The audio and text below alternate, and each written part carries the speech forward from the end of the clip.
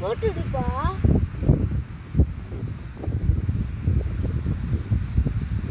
ஒழுங்கான இல்லை.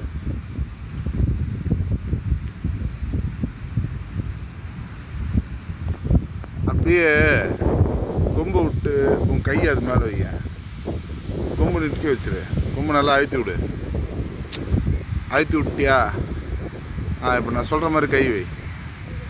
கை இப்படி எடுத்துகிட்டு போ. இன்னும் கொஞ்சம் முன்னாடி போ. இன்னும் கொஞ்சம் முன்னாடி. இன்னும் அப்படியே மேலே தூக்கு. ரொம்ப மேலே இல்லை, கொஞ்சமாக, கொஞ்சம் இன்னும் கொஞ்சம். அப்படியே அப்படியே இரு. இங்கே பாரு.